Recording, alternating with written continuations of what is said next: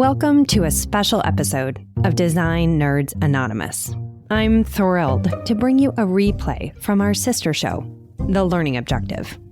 Now, if you haven't discovered it yet, The Learning Objective is a groundbreaking podcast that's reshaping the way we engage with professional development. It happens to be the industry's first CEU podcast, offering you the chance to earn those valuable CEU credits simply by tuning in. So pop in those earbuds, take a walk or mental health break, and have a listen. Today, we're diving into a topic that resonates deeply in this dynamic era: mentorship. As Gen Z's expectations influence every corner of the working world, connecting with them becomes paramount. And that's exactly what we'll explore in this episode: how mentorship evolves, why it's vital for design firms and others, and how to bridge those intergenerational gaps effectively. So why this replay? Because we believe in the power of collaboration and sharing knowledge. So whether you're a seasoned professional or just stepping into the field, there will be something in here for you. Get ready to gain insights, spark ideas, and maybe even earn those coveted CEU credits while you listen. But first, a word from our sponsors. Designers are specifying products, they're not buying them. There's a really different nuance between specifying a product and all of the ultimate requirements and goals that go into the project versus purchasing something. So how does Mentorship Commercial, as a partner, as a committed collaborator, serve them better? We want to connect with our customers in a way that brings meaning to what they're doing. That's another reason that our sales reps are out there supporting them. We should be putting time back in their day. How do we harness resources, technology, and people and relationships and really push that into creating more space and time in someone else's life? And then ultimately having a really good outcome for the end user. That is what Mentorship Commercial is here to do. At ThinkLab, our mission is to help you navigate what's next. So we carefully select sponsors that you want to hear from, industry pillars who can contribute to these conversations in meaningful ways, like the Mart. I'm Byron from the Mart. It's more than just a building. The Mart is interwoven into the fabric of Chicago as an innovator in culture, design, art, business, technology, and more. This season, the Mart shares insights on the continuous innovation and creativity emerging from its storage showrooms. It's everything you want to know before and after NeoCon, the commercial interior design industry's most important event of the year. Is mentorship dead? You've likely heard of the Great Resignation, the Great Renegotiation, or as Gallup has called it, the Great Discontent. One of the biggest challenges we are hearing not only in our industry, but globally, is the loss and lack of talent, and the challenge to retain, recruit, and connect a company's biggest asset, their people. Gallup identified increasing employee engagement as one solution. But according to the annual report conducted by leanin.org and McKinsey & Co., 78% of companies said that managers are now expected to do more to support employee well-being. Yet, less than half of the companies provide training for managers on how to minimize employee burnout, increase engagement, and make sure promotions are equitable.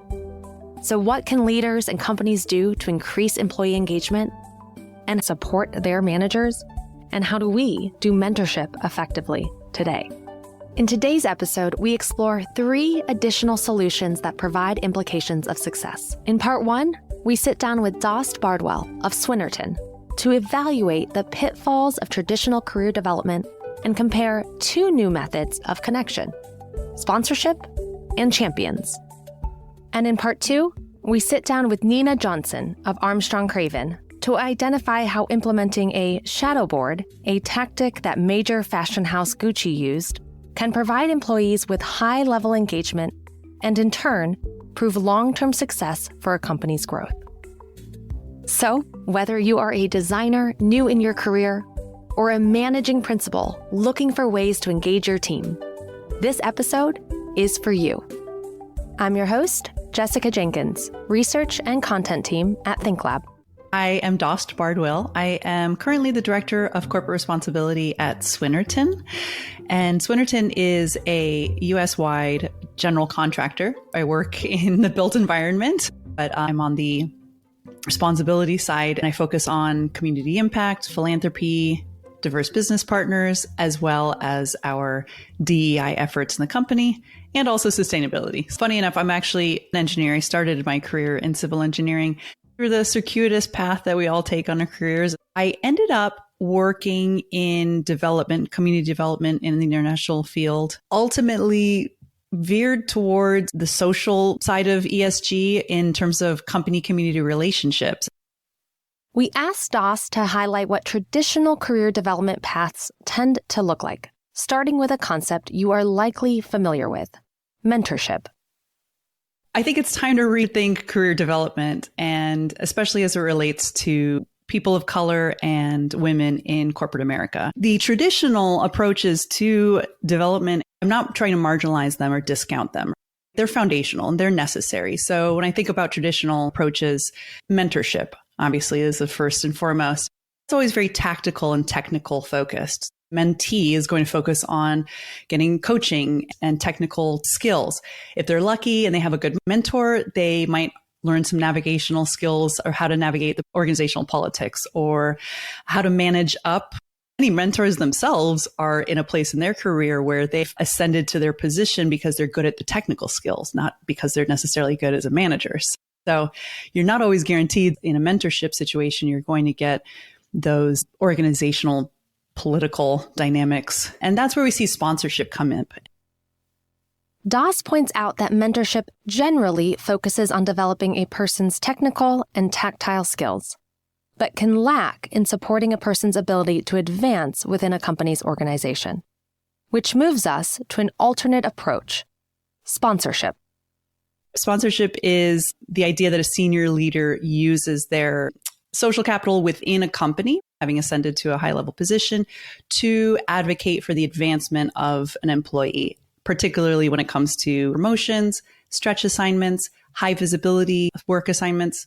It's critical. It's important. It's going to help an employee get ahead in a company. And their sponsor is going to use not only their experience in the company and their skill set to guide the sponsee on how to navigate the organizational dynamics of that particular company or organization. While both mentorship and sponsorship have proven successes, Dost identifies a modern pitfall to both structures, and it begins by identifying a concept called the Ford man. The Ford man is this concept that most people stayed in the same company their entire career, right? Starting as a junior position, working their way up through the company. They devoted the most productive years to that one company. And in return, they could expect loyalty and support from that company. So a lot of people in those days retired with a pension, retired with the benefits of having built a network and a career within one company. The reality is that's not the career landscape for most people in this day and age. Neither the interest for people to devote themselves to one company their entire lives, nor the security that comes with devoting yourself to one company. And I think that there's a lot of evidence showing there's a value from changing companies, sectors, in order to develop more experiences. Why I think sponsorship is so limiting is because it's highly likely, and often at this point, not even frowned upon for a person to change a job every couple of years for a while. And so it's difficult if you're having a sponsor support you in your career at that company, it's difficult to then turn around and ask them to help you seek out other opportunities in other sectors, in other competing companies. Dost identified a shift we are seeing in many careers today. The shift that movement from one company to the next has become for many a natural part of today's career process. Dost shares a second approach that can overcome this shift. Sponsorship has limitations. It's tied to the organization where that sponsor resides, which fundamentally limits its transferability. This is where the concept of championing came about, because if a sponsor is going to advocate for you behind closed doors, then after that point, when you're getting the kind of advancement in your career and you find the opportunity that exists outside of that organization, you can't very well go back to that sponsor and ask them to now help you get a new job at a competing organization. It's the equivalent to burning a bridge, right? And people need to think in terms of their careers as careers, not just that particular job. So that's where the concept of championing comes in. So it's basically a sponsor taking their social capital in the larger network of the industry and applying it to somebody's career. So it's like sponsorship elevated. And when they're in conversation within their wide network, think about you as the person that they'll advise and offer up opportunities at other organizations within other companies. I've even had the support of sponsors and sponsors who turned into champions on my behalf. They've helped me think more strategically about what I'm doing in the current job, in that current company, how it will translate externally to other opportunities. In her article, Thank You for the Mentorship, but What I Need is a Champion, Dost points out the concept of championship. And here she examines further how championship can be used to turn transactional relationships into transformational ones, and in turn, benefit a company as a whole. I think the big piece there is that it requires leaders to look at their role being a mentor, a sponsor, a champion as a more transformational relationship with whomever they're supporting rather than transactional, because that sponsorship concept does have a transactional aspect about it. I'm a senior leader. I'm going to put my social capital on the line. I'm going to go to bat for you with the expectation that you're then going to live up to expectations and deliver and ultimately make me look good, right? The idea of championing requires people to put that aside a bit and think more transformationally. How can I use my experience and my leadership to guide somebody's long-term career and transform their job into a career? And in such a tight labor market, the transformational part of it will also benefit both parties. I know for our company in particular, we have such a high boomerang rate. This idea that if you do right by people and you do support them in their career development, it will come back to benefit you in the long run. Maybe they go to another company and get some much needed experience and then come back to that company, or they follow you to a new company in the future. Champions assist in developing a person's career beyond the four walls of one company, and can be a solution to some of the changes we're seeing in career culture today. But Dost does point out some cautions with this approach. Championing has always existed, and it's happening every day, whether we like to recognize it or not. It's that it's happening for one particular demographic, which tends to be white men who have historically been the primary population of corporate America or in the work environment. And so it's human nature that we tend to support those that we see similarities in, whether it's race or gender or likes and dislikes in their social life. And the challenge there is that because women and minorities have been underrepresented in the workplace, it's almost as if there's this vicious cycle in which because they're not present, then they don't get added into that social network. So they're not able to leverage or cash in on the social capital that people are using to apply to majority population. Although there have been historic blind spots to championing, and while those may have existed naturally, Dost believes that champions can be used today to go beyond traditional efforts, both in career development and diversity, equity, and inclusion. Where I see championing really coming into play here is the opportunity to connect underrepresented groups to those larger social networks, the social capital that leaders have that extends far beyond their organization, right? Because in this day and age, that is how people are advancing, is going to different companies and different organizations for the most part. I know that's obviously, it's a generalization, but the opportunity for underrepresented groups to overcome things like the prove it again bias or the tightrope bias is really dependent on having someone who's going to help lead you through that process. If we're going to get really brass tacks here, the research shows that companies with a higher rate of diversity and all kinds of diversity perform better, have higher outcomes financially, come up with more creative solutions. Nobody's born with this innate ability to navigate the corporate world. Champions with the right focus can provide an opportunity to empower underrepresented groups, which provides added benefits to the industry as a whole, especially as we look at industry-wide talent gaps. And according to leanin.org and McKinsey's annual study, for every 100 men promoted, only 87 women are promoted. And women leaders are leaving their companies at higher rates than ever. For every woman at the director level who is promoted, 2 women directors are choosing to leave their company. Even with equal rates of men and women joining in junior positions, you start to see women fall off as the career advancement goes. And there's always this moment where there's this broken rung where from like mid-level individual contributor to now a more senior position, all of a sudden, huge drop off of that population, whether it's women or people of color. It's really how do you use things like championing to advance those populations? Particularly for women who are dropping out of the industry at a much higher rate, a champion is going to help a person think about how to make their work environment work within their life, that ultra elusive work-life balance concept, right?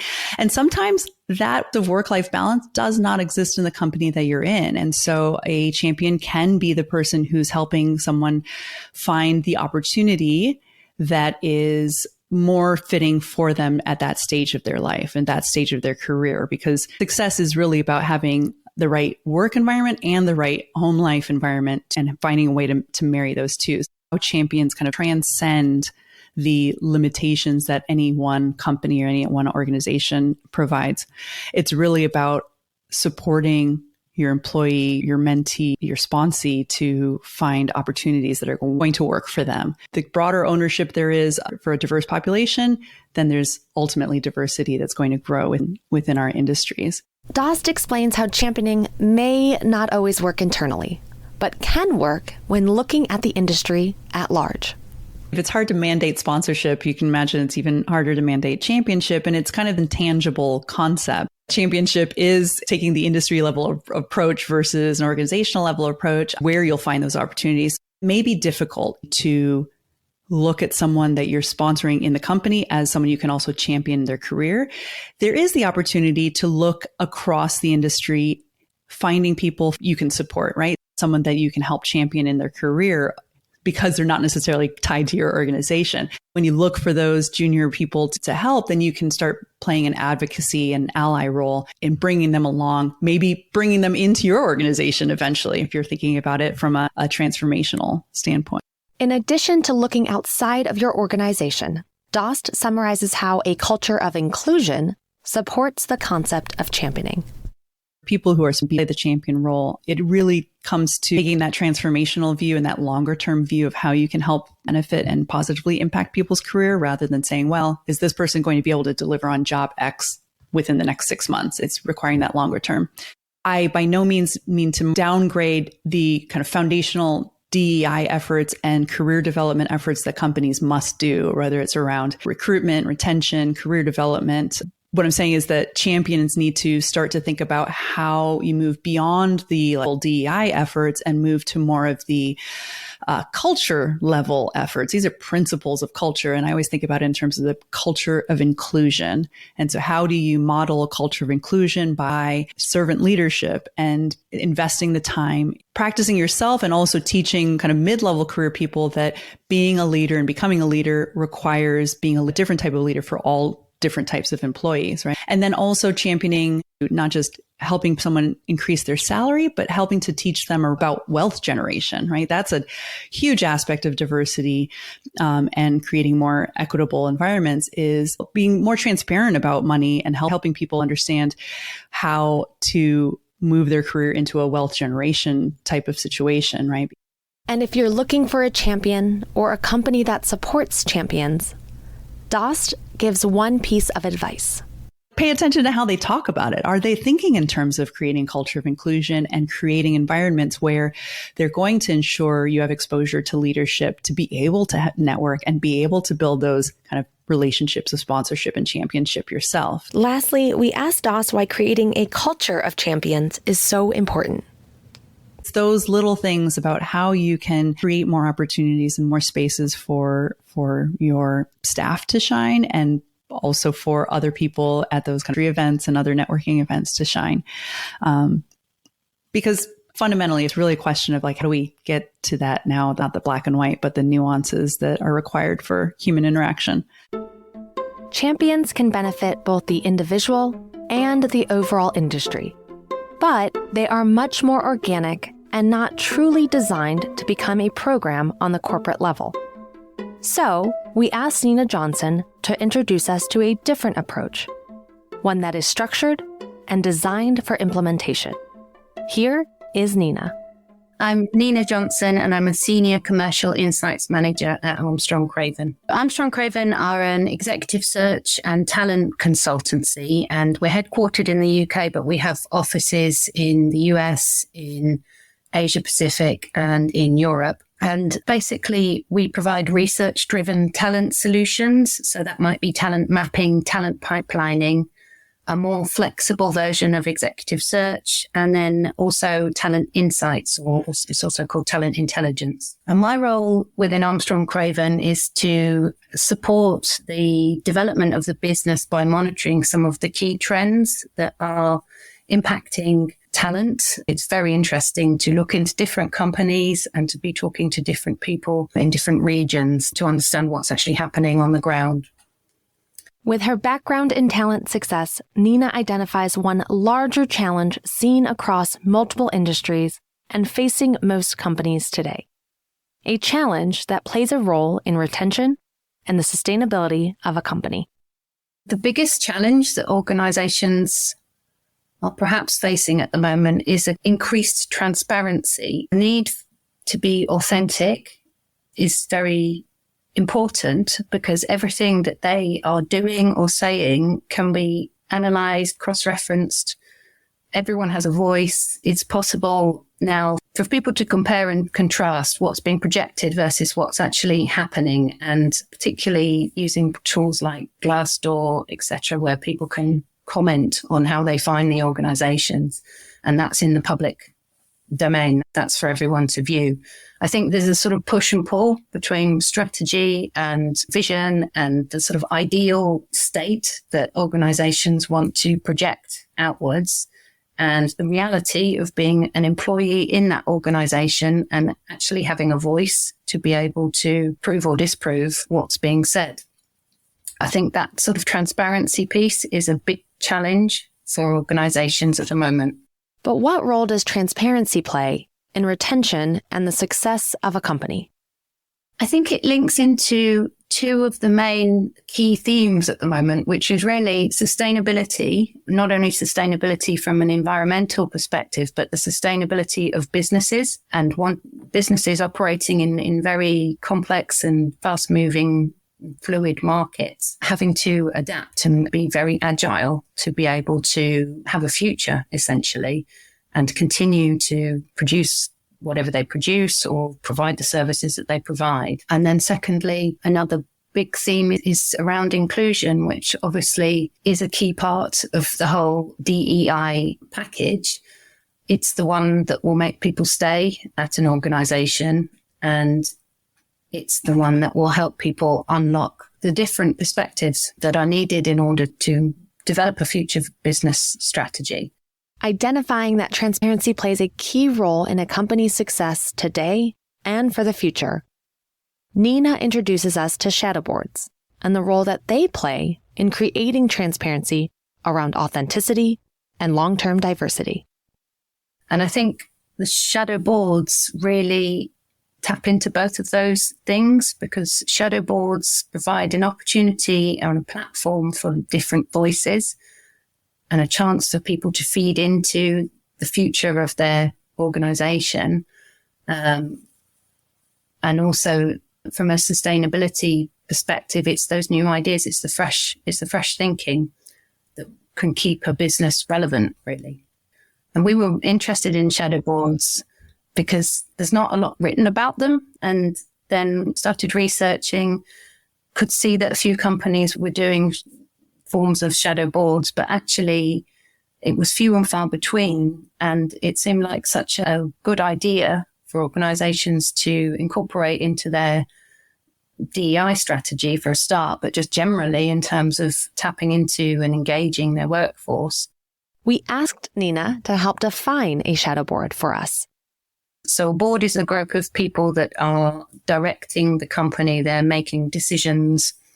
They're responsible for controlling the direction of the company. So a shadow board, or they're also called mirror or advisory boards, is a secondary group of people who are drawn from different backgrounds. They're not directors. They're not necessarily leaders within the organization. The aim is to have a group of people that can bring in those different perspectives and fresh thinking. So that essentially is what a shadow board is, although I couldn't find any formal definition of it. When Googling shadow boards, it is likely you will find the success story of major fashion house Gucci. Gucci created an internal shadow board of youth in 2015 to address the company's ability to stay relevant with consumers. That does seem to be the most common iteration of shadow boards, is a group of younger employees. And there's the famous example of Gucci and the CEO setting up a shadow board of under 30s, feeding in ideas, etc. Oftentimes it would be a group of younger employees who are obviously in less senior roles, potentially from a variety of different functions across the business, a variety of backgrounds, to create a kind of different perspective. Since the creation of the Gucci shadow board in 2015, Gucci sales have grown by 136%. Now, while the board creates diverse perspectives and tackles real business challenges, it also promotes and exposes talent that may otherwise be overlooked. So what do Gucci and professional service giants like KPMG have in common? Their use of a shadow board. In her white paper, ESG and the Role of Shadow Boards, Nina researched and met with companies across multiple industries, all of which had created successful shadow boards, KPMG being one of them. So KPMG started their version of a shadow board in 2018, and it's still going now. It's been through different revisions over that time because they have a large proportion of employees that are under 35. They wanted to make sure that those voices were feeding into their strategy as a business. But the leadership team also wanted to be challenged. They wanted their thinking to be challenged. And I think that's a key point around shadow boards, is leadership have to be open to actually having their thinking challenged in order for it to work. And they basically draw people in from the different organizations. They serve a sort of defined term. They focus on specific topics. And the topics could be quite broad strategic topics such as future of work or improving talent attraction or ESG as one of them. They discuss them. They seek ideas out from their different groups of peers within their organizations and feed information back into the global leadership team. So I think it's successful in the sense that it does challenge leadership, but it's also a great development tool for the employees. It's an amazing opportunity for them to start thinking about the strategic issues, feed in their thoughts, understand more around how decisions are made and boards and how businesses run, come up with ideas and sort of been noticed and been much more visible as a result of these kind of initiatives, which has led to then promotion opportunities for them. And they weren't people that were considered to be on a sort of high potential path or anything, but they solved a major business challenge and therefore ended up developing themselves in terms of their career as a result of having a voice. I think it's a two-pronged benefit to it for the people in the shadow board and also obviously for the organization and the leadership team. We asked Nina to help identify the considerations needed to create a successful board, one that engages employees, builds transparencies, and creates long-term sustainability of a company. The key success is around structure and a clear defined mission that is supported by senior level team members. These considerations came from talking to people who have actually successfully set them up, and we pulled it all together to figure out what the real defining points were. Firstly, it was around being clear on the purpose. So why do you want a shadow board? They have different benefits from setting them up, but you need to be really clear on what the purpose is for your organization and then communicate that. The second point really is around having someone senior, a senior sponsor who can help provide access to different networks, can provide information.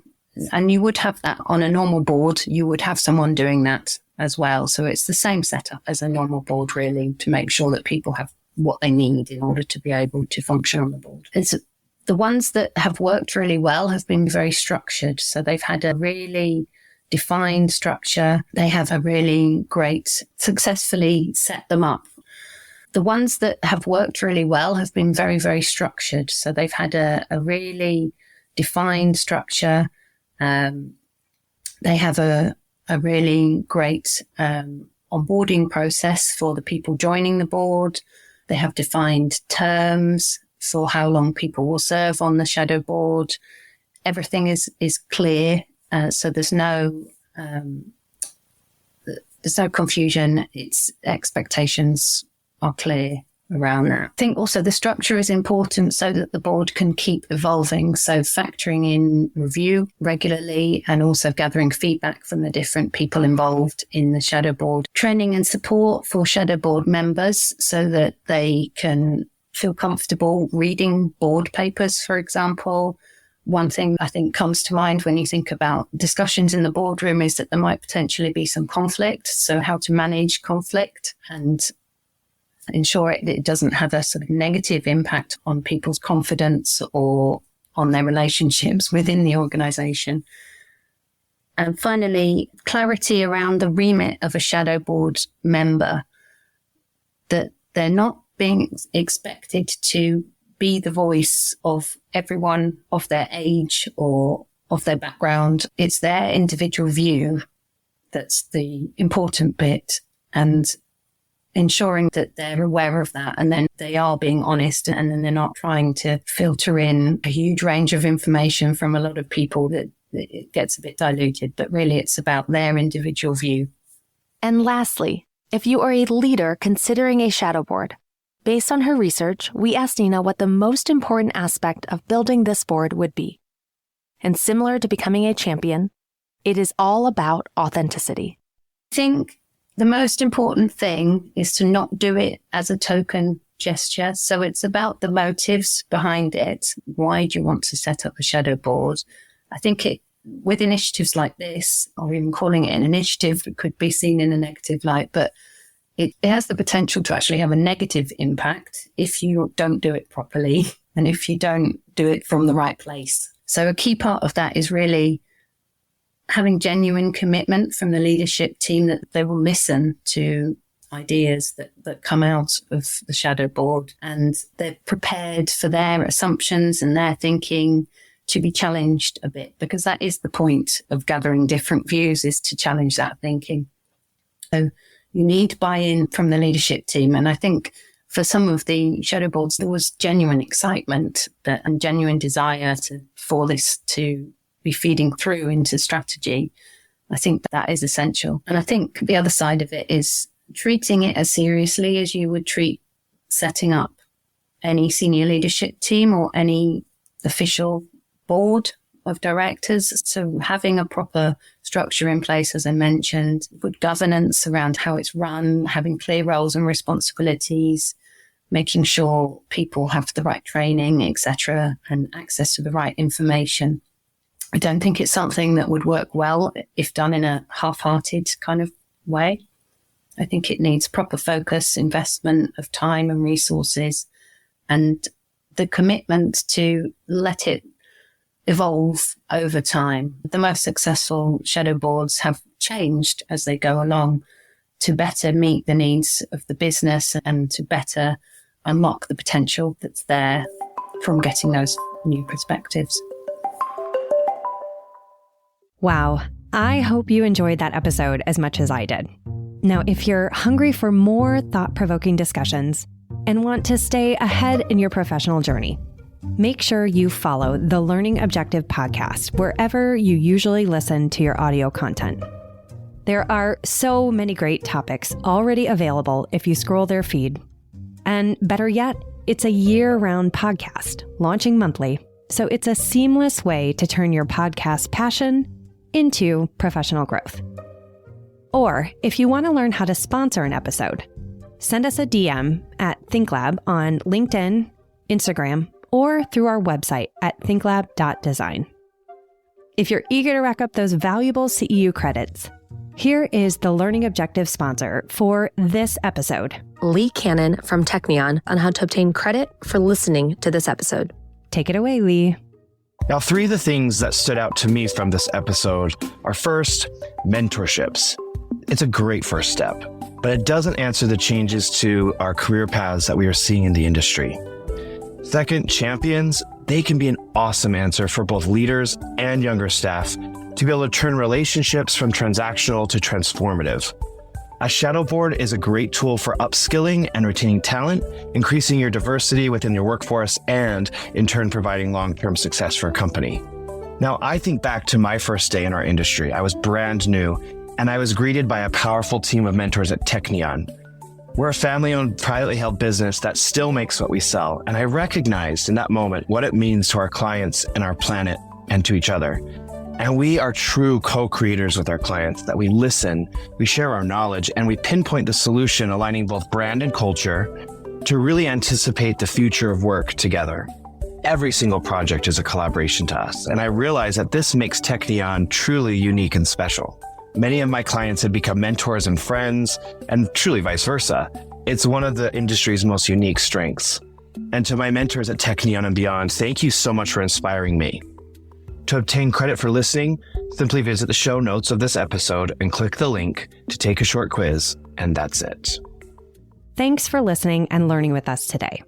The Learning Objective and Design Nerds Anonymous are both Surround Podcast Network original productions. You can check out more shows from Surround at surroundpodcast.com. This episode of The Learning Objective and this whole season of Design Nerds Anonymous has all been produced and edited by Sandow Design Group. Special thanks to our podcast production team, Hannah Vitti, Wise Grisette, Samantha Sager, and Rachel Senator.